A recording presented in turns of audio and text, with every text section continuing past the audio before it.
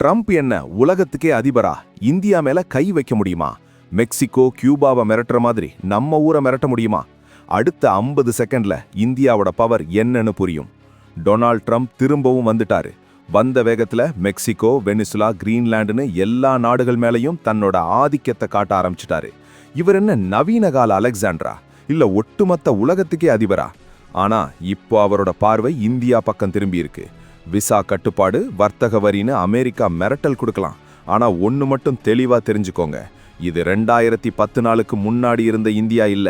இது துணிச்சலான முடிவெடுக்கிற மோடியின் புதிய இந்தியா. ரஷ்யா உக்ரைன் போர்லயே அமெரிக்கா பேச்ச கேட்காத நாடு இந்தியா.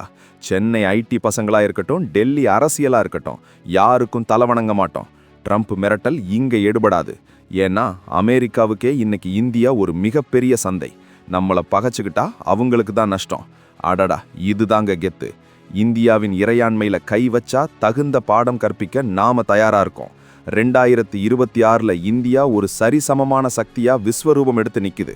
ட்ரம்ப் மிரட்டலுக்கு இந்தியா பணியுமா இல்ல பதிலடி கொடுக்குமா? உங்க கருத்தை கமெண்ட்ல சொல்லுங்க.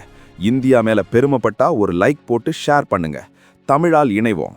அப்போ ட்ரம்ப் என்ன உலகத்துக்கே அதிபரா?